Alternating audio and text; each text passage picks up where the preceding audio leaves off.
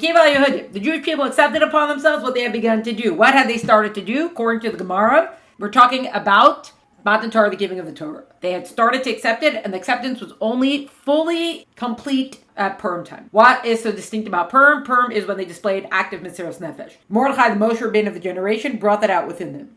That is the summary of the Friedrich Rebbe's Maamar. Then we have the 4 questions. Why are we talking about Mordechai, the school children, and things like that? That seems a side point to the fact that they had Mesiras Nefesh. We compared the physical state of the Jewish people and the spiritual state. Why the physical state? It makes sense to compare the spiritual state of Purim and the giving of the Torah. Why is Mesiras Nefesh vital for completing the acceptance of the Torah? Because we're supposed to b'chai b'hem, we live for the mitzvos. Mesiras Nefesh is one of many. What's so important about Mesiras Nefesh?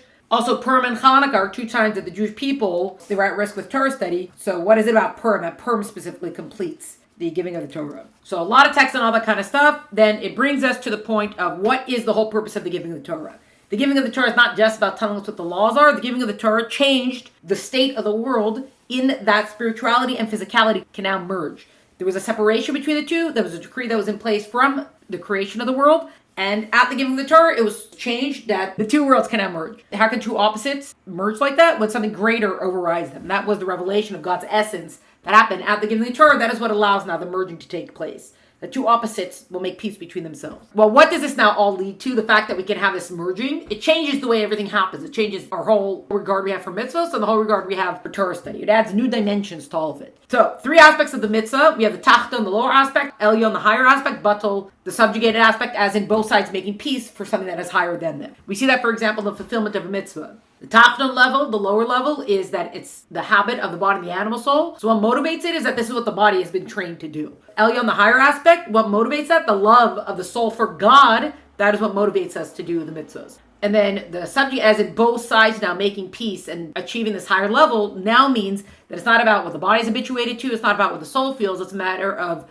God said these are the mitzvahs to do, and so we do them. There are a lot of text to substantiate that. Seeing another level of this, we have 3 approaches, general approaches to the mitzvah. We say the mitzvahs were given to refine man and creation, which is tachton, the lower level, the physical aspect of things, that it actually refines us on the physical plane. Elyon, the higher aspect, is that mitzvahs were given to walk in God's ways and to connect with Him in levels above creation, that as God does, so do we do, and thereby we connect with Him above the natural world. Batel, we have the mitzvahs to make man significance and connect him to the essence of the commander. So it's not just God says so we do, etc. It's that we're connecting to the actual essence of God. And essence is essence, indivisible, and wholeness. Also a lot of text with that. Part of the text that we saw is about there's the 248 limbs, which correspond to the 248 positive thou shouts. So each one becomes a vessel. A limb doing a mitzvah becomes a vessel now for the divine will. Whatever mitzvah corresponds with that. So that's part of refining man and creation. Lots of text also about how everybody has their slice of the world that they need to elevate. Then we got to all the texts about how God is unlike the other kings, that He actually does what He tells us to do. Texts about essence is essence. So those were all the mitzvahs aspects. That leads us now to the motivation of Torah learning. Looking at also at these 3 aspects. Tachton, the lower level, is that we're driven by the intellect. So this is someone that regardless of their spiritual state and stature, connection, they can access Torah through this tachton level, which is just, hey, Torah is very wise and smart and interesting. Let's learn and study Torah. The motivation is the intellect. The mind itself is the motivation. Elyon, the higher aspect, what drives us there is the benefit of the soul motivated by the neshama to connect to Hashem. There's a lot of similarities between the way these manifest. We're just applying it in different aspects. Then batel, the subjugated aspect, so it's not just about the intellect, it's not just about the desire of the soul to connect to Hashem, it's the benefit of Torah itself. There's no motivation besides for the fact that Torah must be studied. That is the entire motivation. Torah must be studied. So we actually did see some of the text for this, that tachton, motivated by the natural appreciation for intellectual pursuits. We saw the verse that Torah is considered God's wisdom in the eyes of the nation. So we see that this approach is accessible to all because it's the lower level driven approach. Elyon, the higher level, that the Zohar describes. There's 3 knots tied to each other, but Torah is the middle one. Then the third motivation, which is just Torah must be studied, because Torah is one with Hashem's essence, and essence is just essence. Essence is essential. It's just not dependent on anything. It's just unto itself essence. Tanya talked about the idea that we can't necessarily grasp or understand God. The only access sort of that we have to that is through Torah. The Torah is how we could get some sort of grasp per se on God. Then we have more Tanya. I think this was from chapter 23. External will and internal will. What's the means to an end versus the end itself? The whole reason why the world is created is for Torah mitzvahs. So the entire world is the external will. It's just the means to the end of Torah mitzvahs. This intricate world that we live in.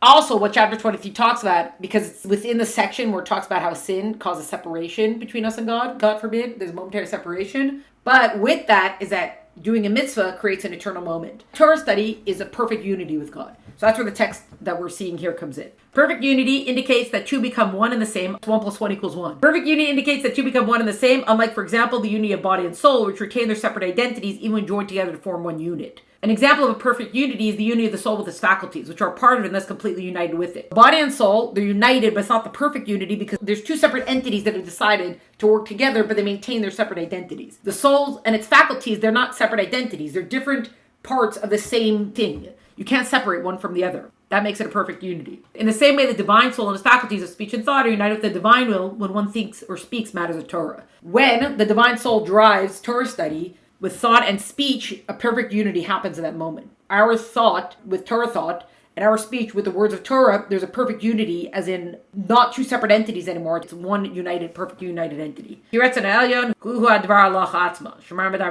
divine will is identical with the halachic subject of which one thinks and speaks, inasmuch as all the laws of the halacha are particular expressions of the innermost divine will itself. So all the laws that we study in halacha, these are all manifestations of what God wills. For God willed it that a particular thing be deemed permissible or kosher, or that this person be found exempt and another innocent, or the reverse. You go back and forth and you decide, okay, this person is innocent right now. You follow the Torah law. That means in that moment you are wholly united with what God's will is, because God's will is like, this person should be innocent right now. Similarly, all the letter combinations of Tanakh are also expression of God's will and wisdom. So every word of Tanakh, that's what we're talking about, all the letter combinations, it's all expression of God's will and wisdom. When we're immersed in it, it's a perfect unity, which are united with the Blessed Ein Sof in a perfect unity, since He is the knower of the knowledge and the subject known. God is just all of it. The difference between the two levels of unity with God achieved through Torah mitzvos, respectively, may be clarified by the following analogy. The king orders his servants to build a palace for him and draws up a detailed blueprint for it. When they carry out his wishes, they are united with his desires expressed in the palace. However, the palace walls themselves do not represent the king's will and wisdom, but the blueprint does, and the architects who study it are actually involved in the study of the king's will and wisdom. The palace is the eventual manifestation of the will and wisdom. But if you study the blueprint, then you actually get to immerse yourself wholly in everything that went into the palace. So too, the actual performance of the mitzvah, although dictated by God's will, does not actually constitute this will. Not so the wisdom of Torah, which is itself God's wisdom. It's just bringing down the point that the mitzvah is already sort of like a level removed per se. And the halachic rulings are actual expressions of his will. And thus when one speaks or thinks words of Torah, he attains the greatest possible level of union with God, who is one with his will and wisdom. This is what is meant by the statement that the Torah and God are absolutely one.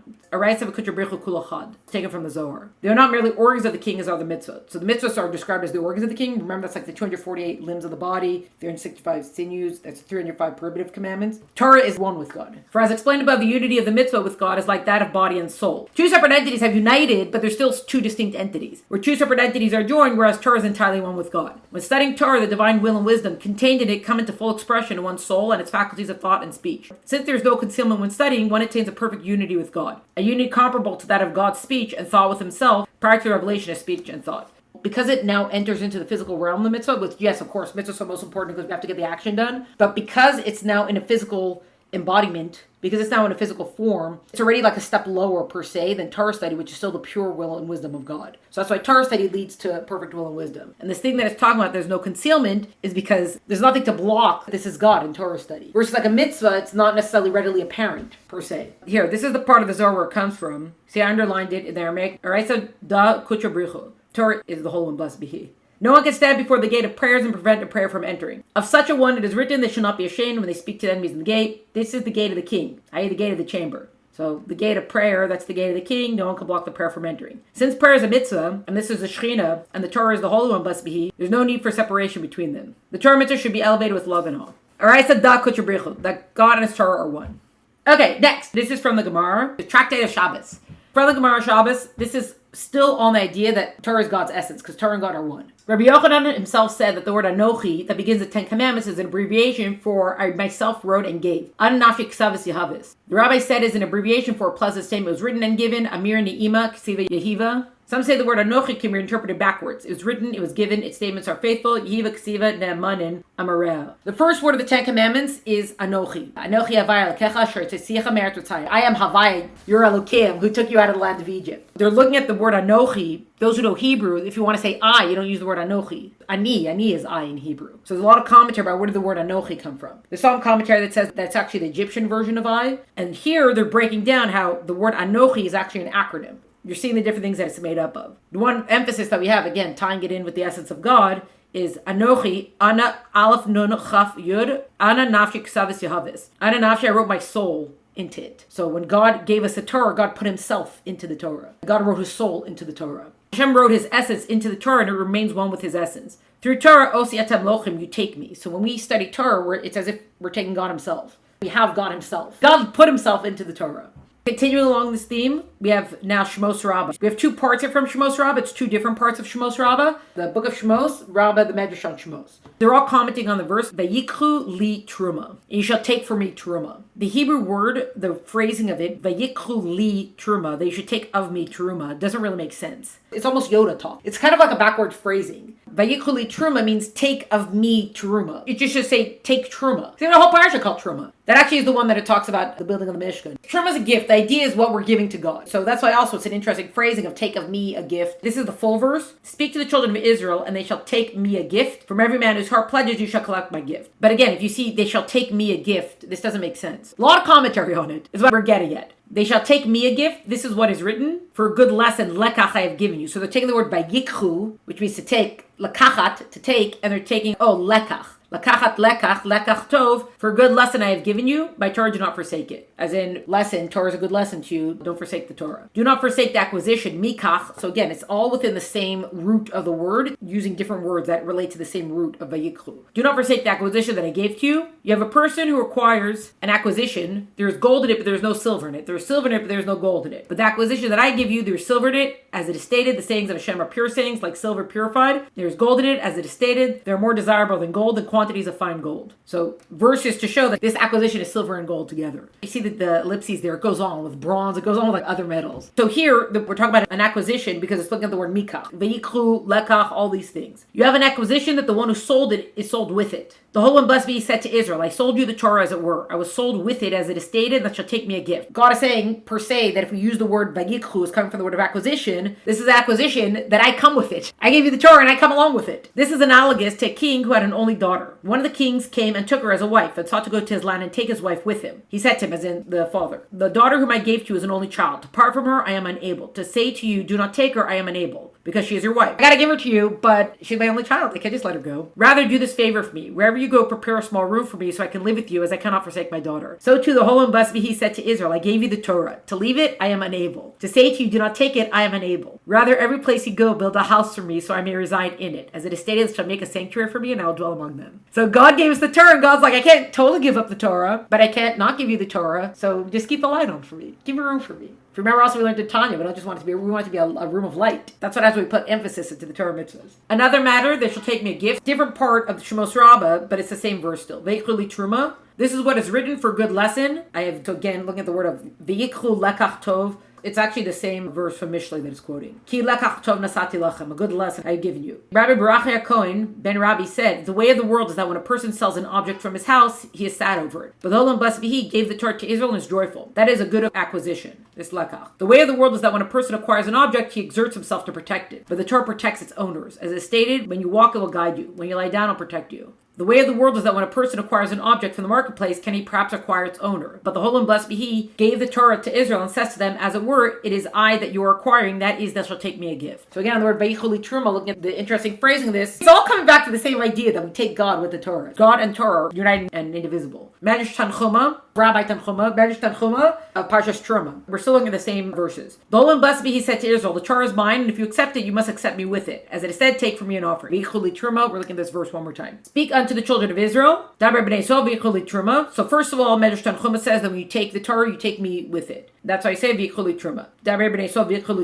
Looking at the verse again, and they shall take for me an offering. Each time the Holy and blessed be he says for me in the Torah, v'yichuli, both this world and the world to come are included. For example, for the land shall not be sold in perpetuity, for the land is for me. So it's looking at all the examples. V'aretz lo simachar litzmisus. Ki li haaretz. Ki li haaretz, for the land is mine. For me is the land. It's looking at all the different times that there's phrasings that are like that. V'yichuli kind of phrasing. For the land is for me here and in the time to come. For all the firstborn are for me, that is in this world and the time to come. The Levium are for me in this world and in the time to come. Israel, as in the Jewish people, has written, and shall be for me a kingdom of Kohanim. So it's saying every time you see the word of li, that's this world and in the next world. In this world and the world to come, hence they take for me an offering alludes to the present and the time to come. So I'm giving us a new dimension for all of this. It's not just that we're acquiring God, but it's also this world and the world to come. as has been shown by example. Now we'll look at Tanya has to say about this, and that will bring us ultimately then to the next section of the threes. This is from chapter 47 that comes in the middle of all the chapters where it did the deep dive of love and fear. All the different kinds of levels of love and all different kinds of levels of fear. And then ultimately was the level of a king who raises up a poor person on a total bomb from a dunghill kind of and brings him in close. So that God came down himself to take us out of the land of Egypt. And every day we have our personal exodus when we unite with God. So this is within this section here. Here's talking about the Torah now. That God gave us the Torah with love. But as for us, the children of Avram, for us it is a heritage and a gift in that he has given us his Torah and has clothed in it his will and wisdom, which are united with his essence of being in perfect unity. And surely this is as if he gave us his very self, as it were. As if God gave us little humans, finite human beings, God gave us his very self by giving us the Torah, through the giving of the Torah. Since his wisdom and will are one with him, through Torah study and performance of mitzvahs, we're able to take him, as it were, and be united with him. It's like we can enter the mind of God himself, and the mind is one with the mindy. With the minder, the mind is one with the one that it's within. This is as the Zohar comments on the verse that they bring to me an offering. So we're looking again at the verse, the Ikholi Truma, but now this is what the Zohar says about it. We saw Shmos Rava, Medrash Tanchuma, and now Tanya quoting the Zohar on it. The word to me, says the Zohar, actually means to take me, to take Hashem. The Zohar interprets the word Truma as referring to the Torah inasmuch as it is a composite of the word Torah and the letter Mem. So if you look at the word of Truma, Taf, Resh, Vav, Mem, Hey, that's the word Torah, and then there's a Mem stuck in the middle of it. Well, you have to switch around the Vav. Alludes to the Torah that was given after Moshe's 40-day sojourn on the mountain. So the word Torah, Mem, is 40, Torah, 40 days, that Moshe got after 40 days. The Zohar goes on to explain that through Truma, through Torah, Jews are unable to take me, to take God. So we take God himself, as it were, through study of the Torah. The text should hence have read, me and an offering. Truma. As in, not take for me an offering, take me and an offering, is what the text could have said. Since me refers to God and an offering refers to Torah, it would seem more appropriate for the verse to state, you shall take me and an offering as in Torah, since it is by means of the Torah that the Jews take me. Except that both are one and the same. It's the same thing. Why would you say two separate things? Torah and God are the same thing. We saw it already with the Zohar. God and his Torah are one. Indivisible. Hashem and Torah are truly one. Were the verse to state me and an offering, we might be led to believe that the two are separate entities, when in truth they are truly one and the same. There's God and then there's his Torah. But no, God and Torah is the same thing. That's why, again, we see all these examples that studying Torah as if we took God himself. Study it well there, and the matter will be clearly understood. This is the meaning of what we recite, and you have given to us, our God, with love. Because of his great love for us, he granted us the gift that he be our God, so we may be united with him. If you remember also, this is all the idea that because God showed great love to us, we should reciprocate. That just like water reflects the face, so does the heart of man reflect the heart of man. So it's the reciprocal love. That when someone shows you great love, we reciprocate with great love in return. This is going through all the ways that God has showed us great love. That he took us out of Egypt, and here he gave us his very self. By giving us the Torah, God gave us himself. We saw for the Gemara, we saw all these different examples of God put himself into the Torah, and we take God through that. It is also stated, Kivar Panecha Satalenu Hashem Elkeinu, Hulu, etc. For by the light of your countenance have you given us our God. Once again stressing the gift he has given us vis-a-vis that he is our God. Therefore, since this unity with him and the gift we have received, that he is our God, is not dependent on our spiritual service, it is within the province of every Jew. Why is it not dependent on our spiritual service? Because it's an inheritance. It's part of our heritage. That God gave himself to us is something that is the heritage of all the Jewish people. And when something is an inheritance, it's part of your heritage, just by being part of it, it's already yours. You don't have to do anything to earn it. That is why anybody can then earn it. Were this level achieved only through spiritual service, it would be correct to say that not everyone has yet reached this lofty service of unity whereby God becomes his God. So if you say that's otherwise, and you're like, no, it all depends on where you're at, well then not everybody can say God's my God. I can say that God's my God. I'm not really there yet. That's for holy people to say. That's for righteous people to say. I can't say God's my God. But no, even anybody, any of the Jewish people can say God is my God, because I have inherited this. Since, however, we're granted this level as an inheritance and a gift, it applies to all Jews equally. For a request and a gift have nothing to do with the status of the recipient. Why did she get the big present? Because I wanted to. So I have decided. That is why. Should a person be a rightful heir, he inherits no matter what his standing. Should a benefactor decide to shower his benevolence upon an individual, that individual is a valid recipient no matter how undeserving he may be. Not so with wages which are commensurate with one's toil. Because this is part of our inheritance. Every Jew, just by being born a Jew or coming into the tribe being a Jew, automatically gets this. It's not a matter of where we are, how far along we're on, how holy, spiritual, whatever we could tap into. It's a matter of the fact that you are Jewish, God is your God. Your choice is to embrace it. At any rate, since this unity is equally attainable by all Jews, therefore,